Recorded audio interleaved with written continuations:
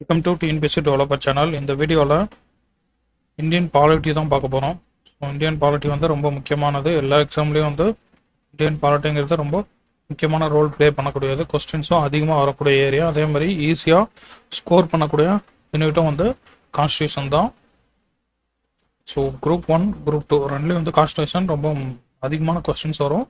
Group 4ல் வந்து கம்மியாக வந்திருக்கு. இப்போ லாஸ்ட் டைம் நடந்த குரூப் 4லேயும் கொஞ்சம் கொஸ்டின்ஸ் கம்மியாக தான் இருந்தது. ஸோ கண்டிப்பாக குரூப் 2லையும் குரூப் 1லையும் கொஸ்டின்ஸ் வந்து நிறைய எதிர்பார்க்கலாம். ஸோ இதை வந்து அப்படியே டாபிக் வைஸ் நம்ம ஒரு டாப்பிக்காக அப்படியே முக்கியமான பாயிண்ட்ஸ் மட்டும் அப்படியே ரிவிஷன் பண்ணிவிட்டு அதுக்கான ப்ரீவியஸ் இயர் கொஸ்டின்ஸ் இருந்ததுன்னா அந்த டாப்பிக்கோட ரிலேட் பண்ணி அந்த ப்ரீவியஸ் இயர் கொஸ்டின்ஸும் வந்து அப்படியே பார்த்துட்டு வரலாம். நம்ம சேனலுக்கு புதுசாக வரீங்கன்னா சப்ஸ்கிரைப் பண்ணிட்டு பெல் பட்டன் கிளிக் பண்ணிக்கோங்க. வீடியோ பிடிச்சிருந்தா டிஎன்பிஎஸ்சி படிக்க கூட உங்கள் ஃப்ரெண்ட்ஸுக்கு ஃபார்வர்ட் பண்ணி கொடுங்க. ஸோ ஃபஸ்ட்டு டாபிக் வந்து இந்தியன் பாலிட்டியில் ஃபஸ்ட்டு டாபிக் வந்து ஹிஸ்டாரிக்கல் பேக்ரவுண்ட் அப்படின்னு சொல்லக்கூடியது. ஸோ இந்தியன் கான்ஸ்டியூஷன் கொண்டு வரதுக்கு முன்னாடி என்னென்ன நடந்தது வரலாற்றில் அப்படின்னு பார்க்கக்கூடிய டாபிக் தான் ஹிஸ்டாரிக்கல் பேக்ரவுண்ட்.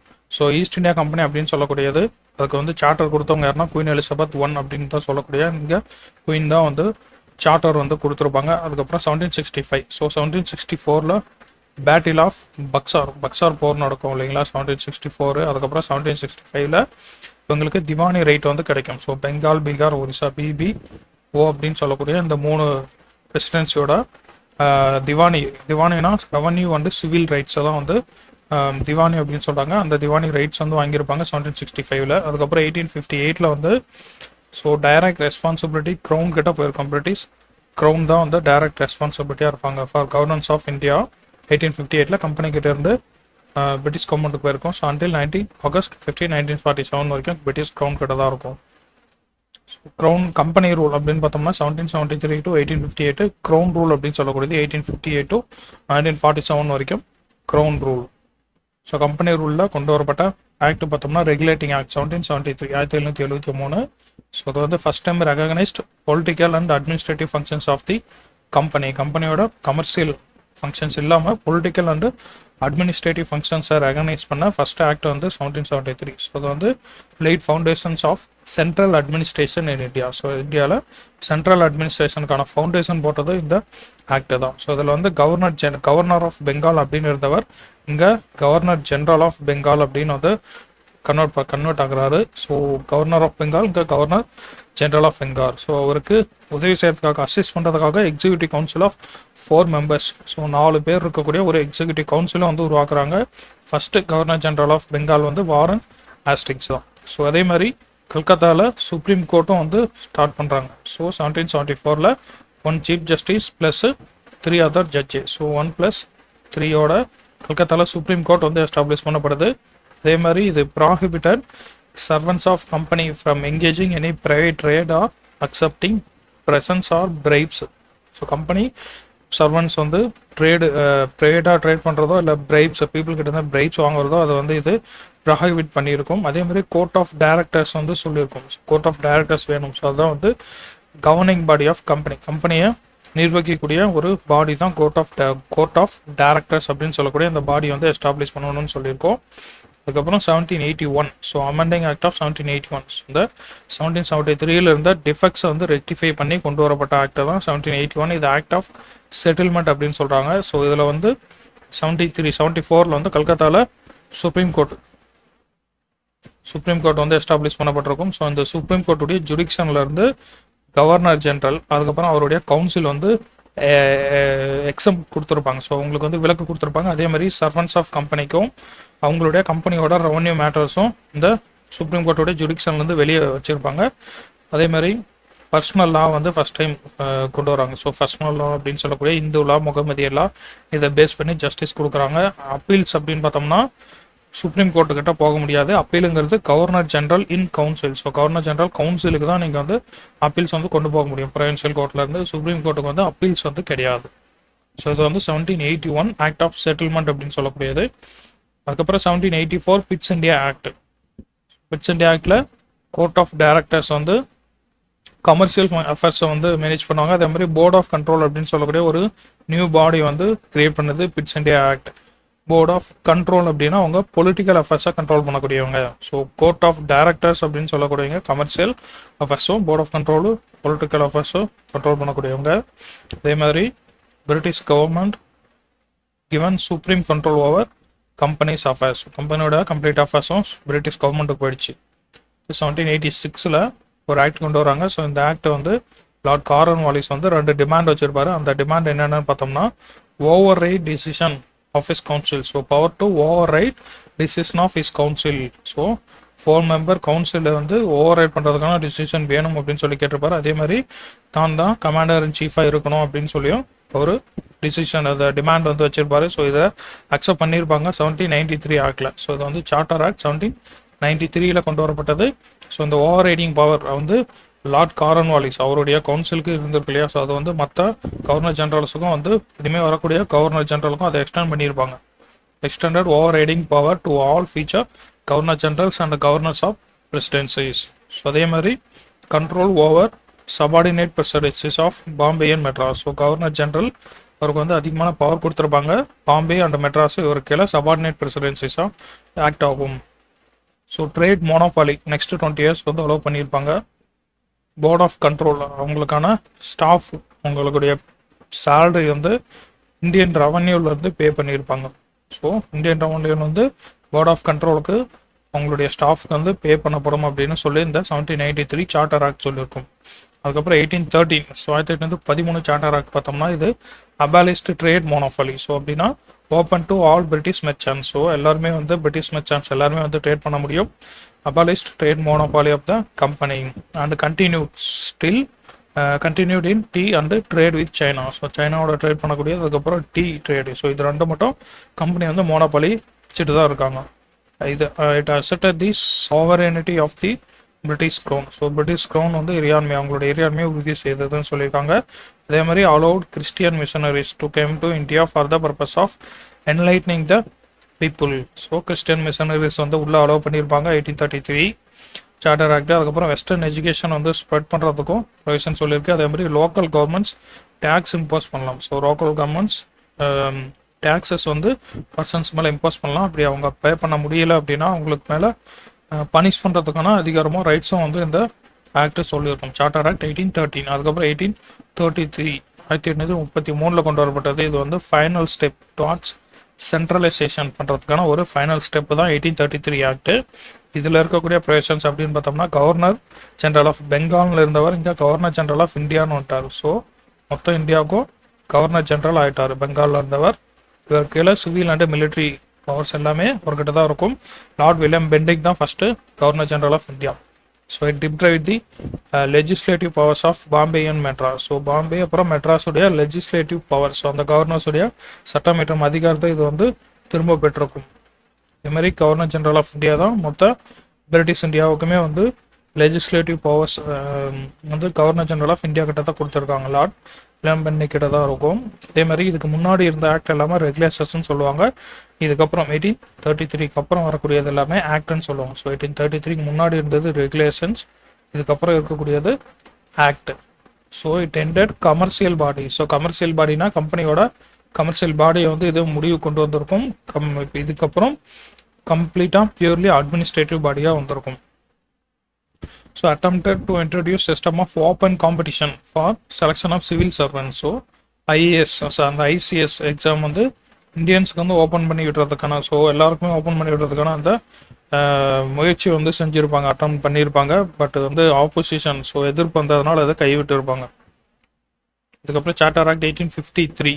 ஸோ 1853 இது பார்த்தோம்னா separated legislative and executive functions. So legislative and executive functions ரெண்டுமே வந்து தனித்தனியாக பிரிச்சிருக்குது 1853 ஆக்ட். அதே மாதிரி 6 new members called legislative councillors அப்படின்னு சொல்லக்கூடியவங்க கவுன்சிலில் வந்து ஆட் ஆகிருப்பாங்க. So addition of 6 new members வந்து ஆட் ஆகுறாங்க லெஜிஸ்லேட்டிவ் கவுன்சிலர்ஸ் அப்படின்னு சொல்லக்கூடியவங்க.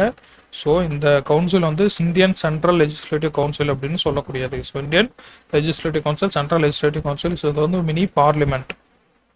India introduced open competition system. So போன முறை ட்ரை பண்ணி செய்ய முடியாமல் போனது, இந்த முறை வந்து ஓப்பன் காம்படிஷன் சிஸ்டம் வந்து இன்ட்ரடியூஸ் பண்ணியிருப்பாங்க. ஸோ இதில் காமனேட்டட் சிவில் சர்வீசஸ் அப்படின்னு சொல்லக்கூடியது. இது வந்து ஒரு ஹையர் சிவில் சர்வீசஸ். ஸோ இது வந்து கம்பெனிஸ் வந்து கொண்டு வந்த ஹையர் சிவில் சர்வீசஸ். இதுவும் வந்து இந்தியன்ஸுக்கு ஓப்பன் பண்ணியிருப்பாங்க. மெக்காலே கமிட்டி ஸோ அப்பாயிண்டட் இன் 1854. எதுக்காகனா on Indian civil services. So committee on Indian civil services Macaulay தலைமையில் போட்டிருப்பாங்க 1854. மெக்காலே கமிட்டி 1854 அப்பாயின்ட் பண்ணியிருப்பாங்க.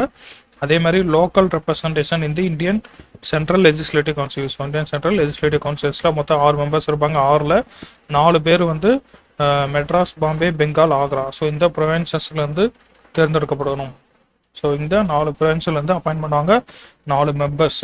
ஸோ அப்போ இங்கே லோக்கல் ரெப்ரஸன்டேஷன் அப்படிங்கிறது சென்ட்ரல் லெஜிஸ்லேட்டிவ் கவுன்சில் வந்து கொடுத்துருக்காங்க. ஸோ அதெல்லாமே வந்து 1853 சார்ட்டர் ஆக்ட். ஸோ அதுக்கப்புறம் க்ரௌன் ரூல். ஸோ 1858 to 1947 வந்து crown rule. 1858 government of India act of 1858 வந்து act for the good government of India அப்படின்னு சொல்கிறாங்க. ஸோ 1858 ஆக்ட் வந்து act for the good government and abolished East India Company abolish பண்ணியிருப்பாங்க கம்ப்ளீட்டாக. So Lord Canning இங்கே வந்து governor general of இந்தியான்னு இருந்தவர் இங்கே வந்து வைஸ்ராய் அப்படின்னு அழைக்கப்படுவார். ஸோ வைஸ்ராய்னா ரெப்ரசன்டேட்டிவ் ஆஃப் க்ரௌன் அப்படின்னு சொல்லக்கூடியவர். ஸோ ஃபர்ஸ்ட் வைஸ்ராய் வந்து லார்ட் கேனிங் தான் first viceroy. It abolishing the board of control one court of directors. So டோட்டலாக கம்ப்ளீட்டாக கம்பெனியோட ரூலை வந்து இங்கே கம்ப்ளீட்டாக அபாலிஷ் பண்ணிட்டாங்க. போர்ட் ஆஃப் கண்ட்ரோல் அப்புறம் கோர்ட் ஆஃப் டைரக்டர்ஸ் ரெண்டுமே வந்து கலைச்சிட்டாங்க. புதுசாக secretary of state for India அப்படின்னு சொல்லக்கூடிய ஒரு ஆஃபீஸ் வந்து கிரியேட் பண்ணுறாங்க. இந்த ஆஃபீஸுடைய செக்ரட்டரி யார்னா member of British cabinet. So British கேபினெட்டுடைய ஒரு மெம்பர் தான் செக்ரட்டரி ஆஃப் ஸ்டேட் ஃபார் இந்தியாவுடைய ஆஃபீஸ்க்கு இருப்பார். 15 மெம்பர் கவுன்சிலும் வந்து உருவாக்கப்படுது. 15 மெம்பர் கவுன்சில் ஆஃப் இந்தியா இது வந்து அட்வைசரி பாடி. இதனுடைய சேர்மன் தான் செக்ரட்டரி. ஸோ இந்த ஆக்ட் பார்த்தோம்னா not alter in any substantial way the system of government prevailed in India. So system of கவர்மெண்ட்டை வந்து பெருசாக இந்த ஆக்ட் வந்து மாற்ற கிடையாது. அதுக்கப்புறம் இந்தியன் கவுன்சில்ஸ் ஆக்ட் 1861. ஸோ இதில் வந்து பாலிசி ஆஃப் அசோசியேஷன் அப்படின்னு சொல்லி அதுக்காக 3 ஆக்ட்ஸ் ஸோ கொண்டு வந்திருப்பாங்க. அதுதான் 1861, 1892, 1909. ஸோ இது 3 வந்து அசோசியேஷனுக்காக பாலிசி ஆஃப் கோஆப்ரேஷனுக்காக கொண்டு வரப்பட்ட ஆக்ட் இந்த 3 ஆக்டும். ஸோ 1861 ஆக்டில் என்னென்ன சொல்லியிருக்காங்க அப்படின்னு பார்த்தோம்னா Indians with the law making process. So Indians வந்து லா மேக்கிங் ப்ராசஸில் இன்க்ளூட் பண்ணியிருப்பாங்க. வைஸ்ராய் சுட் நாமினேட் சம் இந்தியன்ஸ் ஆஸ் நான் அஃபிஷியல் மெம்பர்ஸாக நாமினேட் பண்ணணும் வைஸ்ராய். 1862 லார்ட் கேனிங் வந்து 3 இந்தியன்ஸை நாமினேட் பண்ணுவார். எங்கெங்கே இருந்தனா ராஜா ஆஃப் பனாரஸ், அதுக்கப்புறம் மகாராஜா ஆஃப் பாட்டியாலா, அதுக்கப்புறம் சர் தின்கர் ராவ். ஸோ அந்த 3 பேரை வந்து லா மேக்கிங் ப்ராசஸ்க்காக லார்ட் கேனிங் வந்து இங்கே நாமினேட் பண்ணியிருப்பார் 1862. So decentralisation by restoring legislative powers to the Bombay and Madras. So முன்னாடி பாம்பே மெட்ராஸோட லெஜிஸ்லேட்டிவ் பவர்ஸ் வந்து ரிபீல் பண்ணியிருப்பாங்க. ஸோ அதெல்லாமே வந்து கவர்னர் ஜெனரல் ஆஃப் இந்தியா கிட்ட போயிருக்கோம். ஸோ இப்போ அது திரும்ப பாம்பே மெட்ராஸ் அந்த கவர்னர்ஸ் கிட்டேயும் வந்து கொடுத்துட்றாங்க. So complete internal autonomy to the provinces in 1937. 1937 so Bombay, Madras, அப்புறம் கல்கத்தா எல்லாமே வந்து கம்ப்ளீட் அட்டானமியோட ஃபங்க்ஷன் ஆகுது. New legislative council. ஸோ அதுக்கப்புறம் new legislative council for Bengal, north western provinces and Punjab. So 1862, 86, 1897. So அந்த 3 வருஷத்தில் 3 லெஜிஸ்லேட்டிவ் கவுன்சில்ஸ் வந்து புதுசாக உருவாக்குறாங்க. பெங்கால், நார்த் வெஸ்டர்ன் ப்ரொவின்சஸ், அதுக்கப்புறம் பஞ்சாப். நார்த் வெஸ்டர்ன் ப்ரொவின்சஸ் பஞ்சாப்க்கு 1862, 1886, அப்புறம் 1897. So viceroy to make rules and orders. So வைஸ்ராய்க்கு வந்து ரூல்ஸ் அண்ட் ஆர்டர்ஸ் மேக் பண்ணுறதுக்கான அதிகாரம் கொடுத்துருக்கோம். அப்புறம் போர்ட்ஃபோலியோ சிஸ்டம் அப்படின்னு சொல்லுறது கேனிங் வந்து 1859 இன்ட்ரோடியூஸ் பண்ணியிருப்பார். போர்ட்ஃபோலியோ சிஸ்டம்னா துறை வாரியாக பிரிக்கக்கூடியது. டிபார்ட்மெண்ட் வைஸ் உங்களுக்கான துறையை பிரித்து அதில் வந்து ஃபங்க்ஷன் பண்ணுவாங்க மினிஸ்டர்ஸ். போர்ட்ஃபோலியோ சிஸ்டம் இன்ட்ரோடியூஸ் பண்ணவர் லார்ட் கேனிங் 1859. ஸோ அதேமாதிரி வைஸ்ராய் ஆர்டினன்ஸ் இஷ்யூ பண்ணுறதுக்கான அதிகாரமும் இருக்குது. டியூரிங் அண்ட் எமர்ஜென்சி டைமில் ஆர்டினன்ஸும் இஷ்யூ பண்ணுவார் வைஸ்ராய். ஸோ அந்த ஆர்டினன்ஸுடைய லைஃப் பார்த்தோம்னா 6 months. ஸோ அந்த ஆர்டினன்ஸ் வந்து 6 months வேலிட். அடுத்து 1892 இந்தியன் கவுன்சில்ஸ் ஆக்ட். ஸோ இதில் பார்த்தோம்னா increased number of additional members, அதாவது நான் அஃபிஷியல் மெம்பர்ஸை இன்க்ரீஸ் பண்ணுது. அதே மாதிரி பவர் ஆஃப் டிஸ்கஸிங் பட்ஜெட், அதுக்கப்புறம் addressing questions to the executive. So budget discuss பண்ணுறதான பவர் கொடுக்குது. அதே மாதிரி addressing questions to the executive. Nomination. So viceroy வந்து நாமினேட் பண்ணுவார் சென்ட்ரல் லெஜிஸ்லேட்டிவ் கவுன்சில். ஸோ அவருக்கு வந்து ரெக்கமெண்ட் பண்ணுறது ப்ரொவின்சியல் லெஜிஸ்லேட்டிவ் கவுன்சில், அதுக்கப்புறம் Bengal chamber of commerce. So இவங்க 2 பேரும் தான் வைஸ்ராய்க்கு ரெக்கமெண்ட் பண்ணுவார், இவங்களை நாமினேட் பண்ணுங்க அப்படின்னு சொல்லி. Provincial legislative council plus Bengal chamber of commerce. So இப்போ இந்த ப்ரொவின்சியல் லெஜிஸ்லேட்டிவ் கவுன்சில்ஸ் இருக்கக்கூடிய அந்த கவர்னருக்கு யார் ரெக்கமெண்ட் பண்ணுவாங்க அப்படின்னா டிஸ்ட்ரிக்ட் போர்ட்ஸு, முனிசிபாலிட்டிஸ், அப்புறம் universities, trade associations, zamindars, chamber. So இவங்கெல்லாம் வந்து ரெக்கமெண்ட் பண்ணுவாங்க கவர்னருக்கு. ஸோ அந்த கவர்னர் வந்து வைஸ்ராய்க்கு ரெக்கமெண்ட் பண்ணுவார். ஸோ வைஸ்ராய் அதை வச்சு நாமினேட் பண்ணுவார் நான் அஃபிஷியல் மெம்பர்ஸை லெஜிஸ்லேட்டிவ் கவுன்சிலுக்கு. ஸோ இங்கே வந்து என்ன சொல்லியிருப்பாங்கன்னா அந்த எலெக்ஷனுக்கான ப்ராசஸ் வந்து இங்கே டிஸ்கிரைப் பண்ணப்பட்டிருக்கும். ஸோ நாமினேஷன் இன்டைரக்ட் எலெக்ஷன் தான் நாமினேஷன் பண்ணக்கூடியது என்ன சொல்லுவோம் இன்டைரக்ட் எலெக்ஷன் சொல்லுவோம். ஸோ அந்த இன்டைரக்ட் எலெக்ஷன்ஸான ப்ராசஸ் வந்து இங்கே டிஸ்கிரைப் பண்ணப்பட்டிருக்கு. பட் எலெக்ஷனுங்கிற வேர்டு வந்து இந்த ஆக்டில் யூஸ் பண்ணிக்க மாட்டாங்க. பட் அந்த எலெக்ஷனுக்கான ப்ராசஸ் வந்து இங்கே இன்டைரக்டாக அந்த ப்ராசஸ் வந்து இங்கே சொல்லியிருப்பாங்க நாமினேஷன் ப்ராசஸ் 1892 ஆக்டில். அதுக்கப்புறம் 91(9). So 1909 Indian councils act. இது வந்து மார்லி மின்டோ ரிஃபார்ம்ஸ் அப்படின்னு சொல்கிறோம். மார்லி அப்படின்னு சொல்லக்கூடியவர் செக்ரட்டரி. ஸோ மின்டோ அப்படின்னு சொல்லக்கூடியவர் வைஸ்ராய். ஸோ ஃபஸ்ட்டு இருக்கக்கூடியவர் செக்ரட்டரி, ரெண்டாவது வரக்கூடியவர் viceroy. Morley Minto reform. So இது வந்து சென்ட்ரல் லெஜிஸ்லேட்டிவ் கவுன்சில் வந்து 16லேருந்து 60 தான் இன்க்ரீஸ் ஆகியிருக்கும். 16லேருந்து 60 மெம்பராக வந்து இன்க்ரீஸ் ஆகுறாங்க சென்ட்ரல் லெஜிஸ்லேட்டிவ் கவுன்சில்ஸை. அதுக்கப்புறம் allowed provincial legislative councils to have non official majority. So provincial legislative கவுன்சில்ஸுக்கு நான் அஃபிஷியலான மெஜாரிட்டி வந்து அலோவ் பண்ணியிருக்கு. அதுக்கப்புறம் மெம்பர்ஸ் வந்து சப்ளிமெண்ட்ரி கொஸ்டின்ஸ் வந்து கேட்கலாம். அதேமாதிரி ரிசல்யூஷன்ஸ் மூவ் பண்ணலாம் ஆன் பட்ஜெட். ஸோ பட்ஜெட் மேலே ரிசல்யூஷன் மூவ் பண்ணலாம். சப்ளிமெண்ட்ரி கொஸ்டின்ஸ் கேட்கறதுக்கும் மெம்பர்ஸுக்கு வந்து ரைட்ஸ் கொடுத்துருக்கு. சத்யேந்திர பிரசாத் சிங்கா ஸோ அப்படின்னு சொல்லக்கூடியவர் தான் first Indian to join the viceroy executive council. So viceroy executive கவுன்சிலில் ஜாயின் பண்ண ஃபஸ்ட்டு இந்தியன் வந்து சத்யேந்திர பிரசாத் சிங்கா. ஸோ அவர் வந்து லா மெம்பராக ஜாயின் பண்ணியிருப்பார். அதுக்கப்புறம் கம்யூனல் ரெப்ரசன்டேஷன் ஃபார் முஸ்லீம்க்கு கம்யூனல் ரெப்ரசன்டேஷன் கொடுத்துருக்கு. ஸோ முஸ்லீம் மெம்பர்ஸ் வந்து elected only by Muslim voters மட்டும்தான் அவங்களுக்கு வந்து ஓட் பண்ணுவாங்க. இது வந்து லீகலைஸ்ட் கம்யூனலிசத்தை வந்து சட்ட அங்கீகாரம் கொடுத்துருச்சு. வகுப்புவாதத்துக்கு சட்ட அங்கீகாரம் கொடுத்துருக்கு legalised communalism. So Lord Minto என்னன்னு சொல்லுவோம்னா ஃபாதர் ஆஃப் கம்யூனல் எலக்ட்ரேட் அப்படின்னு சொல்லக்கூடிய லார்ட் மின்டோ. ஸோ அதனால மின்டோவை ஃபாதர் ஆஃப் கம்யூனல் எலக்ட்ரேட் அப்படின்னு சொல்கிறோம்.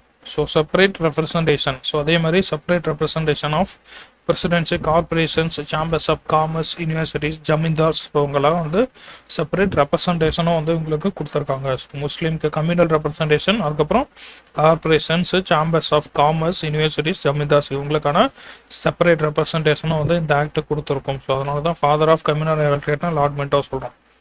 அதுக்கப்புறம் government of India act of 1990. So 1919 பார்த்தோம்னா ஸோ அது வந்து ஆகஸ்ட் 20, 1917 தான் வந்து டிக்ளேர் பண்ணுது. ஸோ என்னன்னு சொல்லுவாங்கன்னா பிரிட்டிஷ் வந்து objective was the gradual introduction of responsible government in India. So இந்தியாவில் ரெஸ்பான்சிபிள் கவர்மெண்ட்டாக இருப்போம் அப்படின்னு சொல்லி ஆகஸ்ட் 20, 1917 வந்து சொல்லியிருப்பாங்க.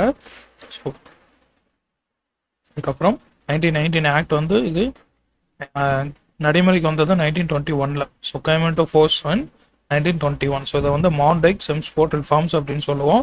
ஸோ அப்போ மான்டெக் ஃபர்ஸ்ட் வரக்கூடியவர் செக்ரட்டரி, ரெண்டாவது வரக்கூடியவர் வைஸ்ராய். ஸோ அப்போ செம்ஸ்போர்ட் அப்படின்னு சொல்லக்கூடியவர் viceroy, Montagu secretary.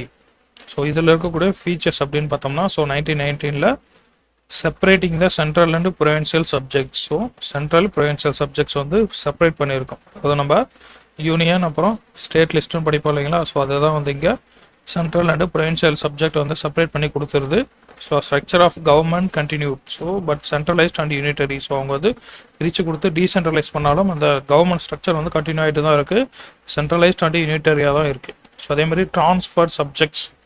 So transfer subject அப்படின்னு சொல்லக்கூடியது கவர்னர். ஸோ அது வந்து அட்மினிஸ்டர் பண்ணக்கூடியவர் governor with help of ministers. அந்த மினிஸ்டர்ஸ் வந்து responsible to the legislative council. So ministers வந்து லெஜிஸ்லேட்டிவ் கவுன்சிலுக்கு பதில் சொல்லணும். ஸோ அந்த மினிஸ்டர்ஸோடைய அட்வைஸ் பேஸ் பண்ணி கவர்னர் வந்து ட்ரான்ஸ்ஃபர் சப்ஜெக்டை வந்து அட்மினிஸ்டர் பண்ணுவார். ஸோ அதே மாதிரி அவருக்கும் தனியாக ரிசர்வ் பண்ணி வச்சிருக்கக்கூடிய சப்ஜெக்ட்ஸ் வந்து கவர்னர் அட்மினிஸ்டர் பண்ணுவார், பட் வித்தவுட் ரெஸ்பான்சிபிள். ஸோ அவர் வந்து ரிசர்வ் பண்ண சப்ஜெக்ட்டுக்கு பற்றி அவர் வந்து யாருக்கும் பதில் சொல்ல வேண்டிய அவசியம் கிடையாது. So without being responsible to the legislative council எதுனா ரிசர்வ் சப்ஜெக்ட்ஸ். ஸோ இது வந்து டையார்கி அப்படின்னு சொல்லக்கூடிய அந்த இரட்டை ஆட்சியை வந்து கொண்டு வந்திருக்கும். ஸோ டையார்கி அப்படின்னு சொல்லக்கூடியது கிரீக் வேர்ட் டையார்ச் அப்படின்னு சொல்லக்கூடியது வந்தது. அதனுடைய மீனிங் டபுள் ரூல். ஸோ அதே மாதிரி பை கேமரலிசம், அதுக்கப்புறம் டைரக்ட் எலெக்ஷன் வந்து இன்ட்ரடியூஸ் பண்ணுது ஃபர்ஸ்ட் டைம். பை கேமரலிசம் அப்புறம் டைரக்ட் எலெக்ஷன். பை கேமரலிசம்னா அப்பர் ஹவுஸ் அப்புறம் lower house. So upper house lower house அதுதான் வந்து பை கேமரலிசம் சொல்கிறோம். அதே மாதிரி டைரக்ட் எலெக்ஷன்ஸும் இன்ட்ரடியூஸ் பண்ணியிருக்கோம். இதுதான் 1919 மான்டெக் செம்ஸ்போர்ட் ரிஃபார்ம்ஸ். ஸோ அதுக்கும் அப்பர் ஹவுஸ் அப்படின்னு சொல்லக்கூடியது council of state, lower house legislative அசம்பிளின்னு சொல்லக்கூடியது. So members of both houses were chosen by direct election. So இங்கே வந்து லோவர் ஹவுஸ் அப்பர் ஹவுஸ் ரெண்டு பேருமே வந்து டைரக்ட் எலெக்ஷன் மூலமாக தான் தேர்ந்தெடுக்கப்படுறாங்க. ஸோ இப்போ வந்து ரெக்கார்ட் 3 of 6 மெம்பர். ஸோ வைஸ்ராயோட எக்ஸிக்யூட்டிவ் கவுன்சிலில் 6 மெம்பர்ஸ் இருப்பாங்க. அதில் 3 மெம்பர்ஸ் வந்து இந்தியனாக இருக்கணும் அப்படின்னு சொல்லியிருக்கோம். ஸோ 6 பேரில் 3 பேர் வந்து இந்தியன் ஆர்கனைஸ்டோட எக்ஸிக்யூட்டிவ் கவுன்சில். ஸோ அதே மாதிரி separate electorates for Sikh, Indian, Christian, Anglo Indian, European. So இவங்க 4 பேருக்கும் செப்பரேட் எலக்ட்ரேட்டும் வந்து இந்த ஆக்டை கொடுத்துருக்கும். அதே மாதிரி ஃப்ரான்ச்சைஸ், ஸோ வாக்களிக்கும் உரிமை அப்படின்னு சொல்லக்கூடியது based on property tax or education. So இதை 3 பேஸ் பண்ணி தான் அந்த மக்களுக்கு வாக்களிக்கும் உரிமை வந்து கொடுக்குறாங்க. So new office of high commissioner for India in London. லண்டனில் ஒரு நியூ ஆஃபீஸும் கிரியேட் பண்ணப்படுது, ஹை கமிஷனர் ஃபார் இந்தியா அப்படின்னு சொல்லக்கூடிய ஆஃபீஸ். அதே மாதிரி சென்ட்ரல் பப்ளிக் சர்வீஸ் கமிஷன் வந்து செட்டப் பண்ணப்படுது 1926. அதுக்கப்புறம் separated provincial budgets from central budget. So பட்ஜெட்டையே 2 பிரிச்சுறாங்க, ப்ரொவின்சியல் பட்ஜெட் அதுக்கப்புறம் சென்ட்ரல் பட்ஜெட் 2 பிரிச்சுறாங்க. இதில் provincial legislatures to enact their budget. So அவங்களே வந்து அவங்க பட்ஜெட்டை தாக்கல் செஞ்சுக்கலாம். ஸ்டாச்சுட்டரி கமிஷன் வந்து அப்பாயின்ட் பண்ணுது. So to enquire into working after 10 years. So இந்த 1919 ஆக்ட் எப்படி ஒர்க் ஆகுது அப்படின்னு சொல்லி அதை ரிவ்யூ பண்ணுறதுக்காக ஸ்டாச்சுட்டரி கமிஷன் வந்து ஆஃப்டர் 10 years, ஸோ 10 வருஷத்துக்கு அப்புறம்னா 1929 வந்து ஃபார்ம் பண்ணணும் அப்படின்னு சொல்லி இந்த ஆக்டில் சொல்லியிருப்பாங்க. பட் 1927 நவம்பர் 1927, ஸோ 2 வருஷத்துக்கு முன்னாடியே வந்து கமிஷன் வந்து ஃபார்ம் பண்ணியிருப்பாங்க. அதுதான் சைமன் கமிஷன் அப்படின்னு சொல்கிறோம். ஸோ இது வந்து 7 மெம்பர் இருக்கக்கூடிய கமிஷன், 7 மெம்பர் இருக்கக்கூடிய கமிஷன் தான் Simon commission. Judge sir John Simon தான் இதனுடைய சேர்மேன். ஸோ இதில் இருக்கவங்க எல்லாருமே வந்து பிரிட்டிஷாக இருந்ததுனால இந்தியாவில் கூடிய ஆல் பார்ட்டிஸும் வந்து அதை பாய்காட் பண்ணியிருப்பாங்க.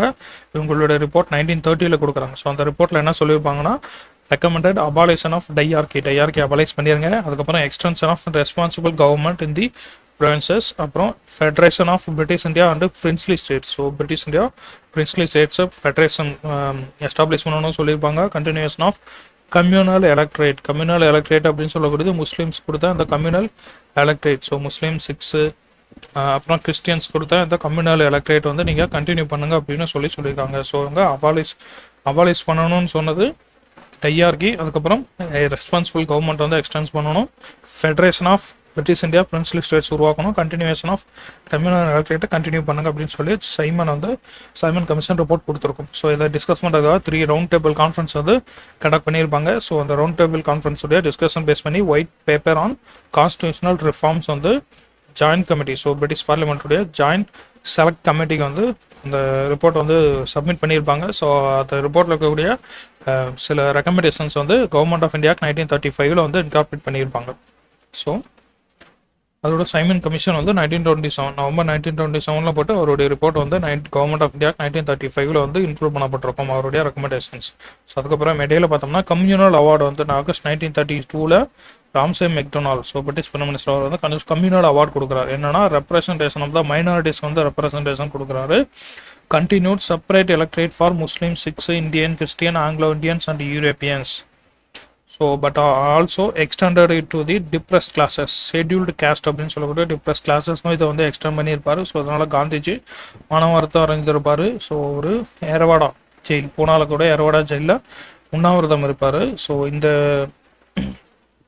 உண்ணாவிரதத்தை தவிர்க்கிறதுக்காக பூனா பேக்ட் வந்து கொண்டு வரப்படும்.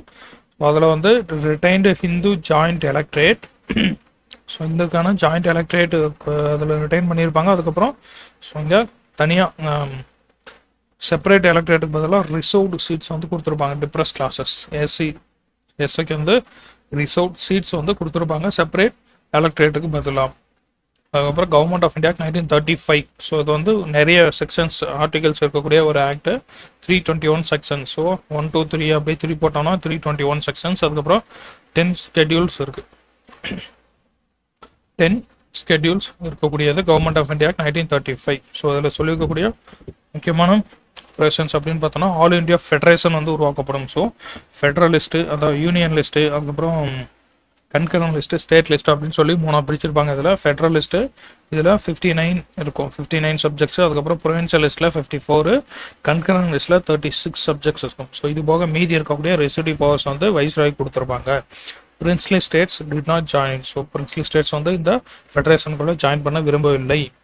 59, 54, 36. So 59 federal list, 54 provincial list, 36 concurrent list. 59, 54, 36.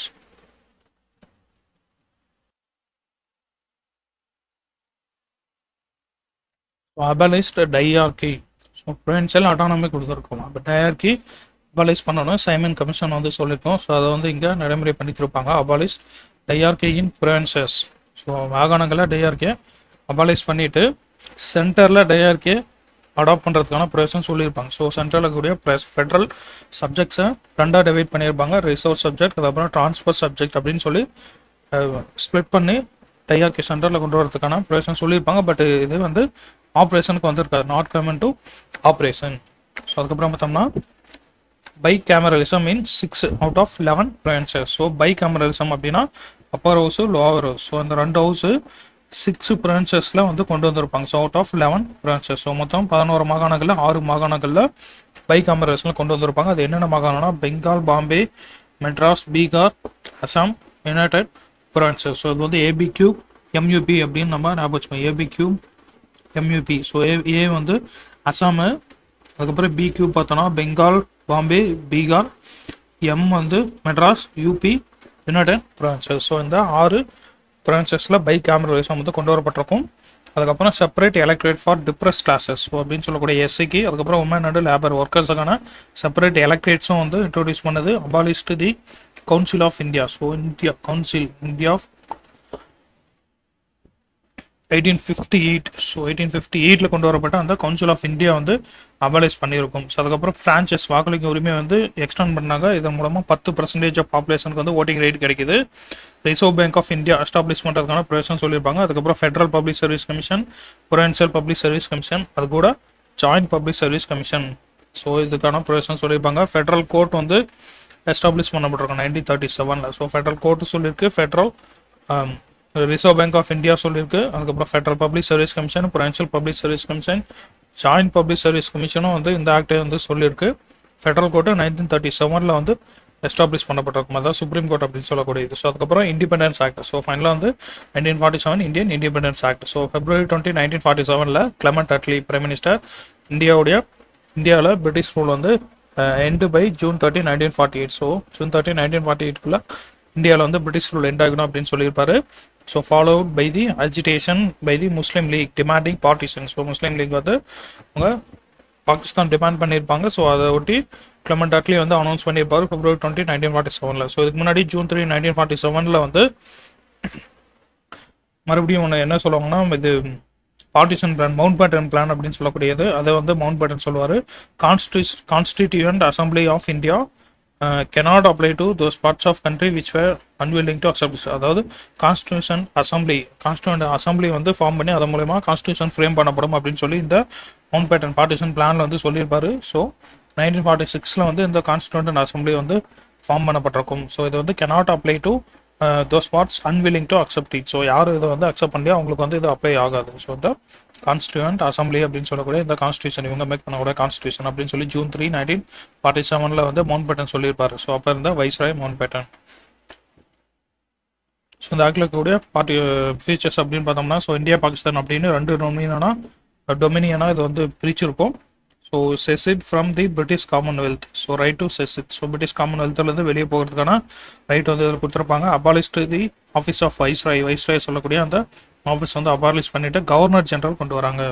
So இது வந்து appointed by the British king on the advice of dominion cabinet. So இந்தியாவில் பாகிஸ்தானுடைய டொமினியன் கேபினெட் பேஸ் பண்ணி அவங்க கொடுக்கக்கூடிய அட்வைஸ் வச்சு கவர்னர் ஜெனரல் வந்து அப்பாயின்ட் பண்ணப்படுவார். Appointed by the British king on the advice of the dominion cabinet. So constituent assemblies of the 2 dominion. So 2 டொமினியனுக்கும் தனித்தனியான கான்ஸ்டியூண்ட் அசம்பிளிஸ் ஃபார்ம் பண்ணப்பட்டு அதன் மூலமாக கான்ஸ்டியூஷன் வந்து ஃப்ரேம் பண்ணுவாங்க. So repeal any act including the independence act. So இந்த constituent assemblies form பண்ணக்கூடிய அந்த கான்ஸ்டியூஷன்லேருந்து நீங்கள் எந்த ஆக்டை வேணாலும் நீங்கள் அந்த அசம்பிளி வந்து ரிப்பீல் பண்ணிக்கலாம். இன்க்ளூடிங் இண்டிபெண்டன்ஸ் ஆக்டை வந்து கூட ரிப்பீல் பண்ணுறதுக்கான ப்ரொவிஷனும் இதில் சொல்லியிருக்காங்க. அதே மாதிரி abolished secretary of state for India, அதுக்கப்புறம் lapse of British paramountcy over princely states and treaty relations with tribal area. So tribal areas அப்புறம் பிரின்ஸ்லி ஸ்டேட்ஸோடு போடப்பட்ட அந்த அக்ரிமெண்ட் எல்லாமே இங்கே வந்து லேப்ஸ் ஆகுது அப்படின்னு சொல்லியிருப்பாங்க. Deprived the British monarch office right to veto bills. So reserve for the governor general. So British monarch கிட்ட இருந்தால் வெட்டோ பில்ஸ் எல்லாமே இப்போ அந்த ரைட்ஸ் எல்லாமே கவர்னர் ஜெனரல் கிட்ட வந்திருக்கும். ஸோ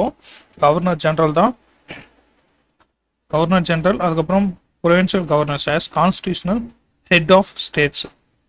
ஸோ ப்ரொவின்சியல் கவர்னர்ஸ் அவங்க வந்து constitutional head, nominal head of state.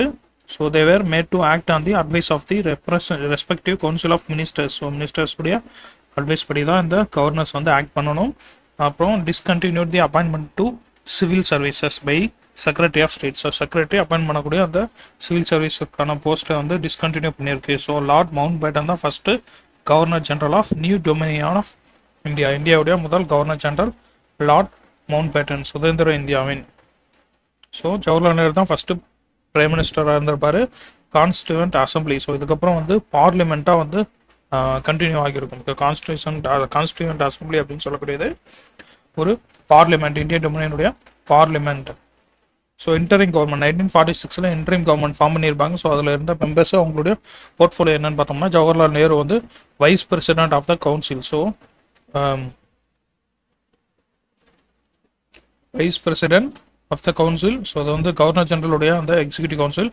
So அதில் வந்து வைஸ் பிரசிடென்ட் இருந்திருப்பாரு. அதுக்கப்புறம் external affairs and commonwealth relations Jawaharlal Nehru கிட்ட தான் இருந்திருக்கு. அதுக்கப்புறம் வல்லபாய் பட்டேல் வந்து ஹோமு, அதுக்கப்புறம் ஹைபி இன்ஃபர்மேஷன் அண்ட் ப்ராட்காஸ்டிங், அப்புறம் ஹோம் அஃபேர்ஸ் வல்லபாய் பட்டேல் கிட்ட. அதுக்கப்புறம் ராஜேந்திர பிரசாத், டாக்டர் ராஜேந்திர பிரசாத் இருந்து ஃபுட் அண்ட் அக்ரிகல்ச்சர். பிரசாதம் அப்படின்னு ஞாபகம் வச்சுப்போம், ஃபுட் அண்ட் அக்ரிகல்ச்சர். அதுக்கப்புறம் doctor John Mathai industries and supplies. Jagjivan Ram labour. Sardar Baldev Singh வந்து டிஃபென்ஸ். ஸோ பல்தேவ் சிங் நல்லா டிஃபென்ஸ், அவங்க வந்து நல்லா பலமாக இருக்காங்க அப்படின்னு ஞாபகம் வச்சுக்குவோம். பல்தேவ் சிங் டிஃபென்ஸு. அதுக்கப்புறம் C H Bhabha mines and power. Liaquat Ali Khan வந்து ஃபினான்ஸு. ஸோ அதுக்கப்புறம் Abdur Rab Nishtar post and air. Asaf Ali railways and transport. Rajagopalachari, so ராஜாஜிக்கு வந்து எஜுகேஷன் அண்ட் ஆர்ட்ஸ் கொடுத்துருப்பாங்க. I I Chundrigar commerce. Ghazanfar Ali Khan health. So Jogendra Nath Mandal law member. So அந்த members of the interim government were the members of the viceroy's executive council. So வைஸ்ராயுடைய இந்த executive கவுன்சிலில் இருந்த members தான் இங்கே வந்து அப்படியே இன்டரிம் கவர்மெண்ட்டுடைய மெம்பர்ஸாக வந்து நியமிக்கப்பட்டிருக்காங்க.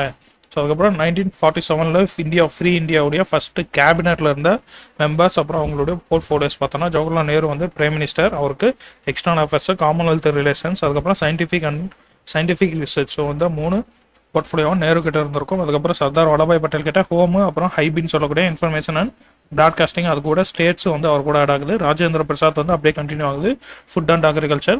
ஸோ போன முறை எஜுகேஷன் வந்து யார் இருந்தார்னா ராஜகோபாலாச்சாரி. ஸோ ராஜகோபாலாச்சாரி கிட்ட தான் எஜுகேஷன் இருந்திருக்கும். ஸோ இந்த முறை எஜுகேஷன் வாங்கி மௌலானா அபுல் கலாம் ஆசாத் கிட்ட கொடுத்துட்டாங்க. ஸோ இது வந்து ஃபர்ஸ்ட் கேபினெட். ஸோ எஜுகேஷன் வந்து மௌலானா அபுல் கலாம் ஆசாத். அதுக்கப்புறம் டாக்டர் ஜான் மத்தாய் வந்து railways and transport. R K Shanmukham Chetty finance. So போன முறை இன்டரிம் கவர்மெண்ட்டில் ஃபினான்ஸ் இருந்தது வந்து லியாக்கத் அலி கான். ஸோ இந்த முறை கேபினெட்டில் ஃபினான்ஸ் வந்து R K Shanmukham Chetty. So law minister வந்து அம்பேத்கர். லேபர் ஜக்ஜீவன் ராம். பல்தேவ் சிங் வந்து டிஃபென்ஸ், இது கண்டினியூ ஆகுது. ராஜ்குமாரி அம்ரித் கவுல் வந்து health. So health minister, health portfolio வந்து ராஜ்குமாரி அம்ரித் கவுல். சிஹெச் பாபா போன முறை இன்டரிம் கவர்மெண்ட்டில் மைன்ஸ் அண்ட் பவர் இருந்திருக்கும். ஸோ மைன்ஸ் அண்ட் பவர் வந்து சிஹெச் பாபா கிட்ட இருந்திருக்கும். ஸோ இந்த முறை இவருக்கு காமர்ஸ் வந்து கொடுத்துருக்காங்க. அதுக்கப்புறம் கம்யூனிகேஷன் வந்து ரஃபி அகமத் கித்வாய். ஸோ வாய் இருந்தால் தான் கம்யூனிகேட் பண்ண முடியும். ரஃபி அகமத் கித்வாய் கிட்ட கம்யூனிகேஷன் வந்து இருந்திருக்கு. Doctor Shyama Prasad Mukherjee industries and supplies.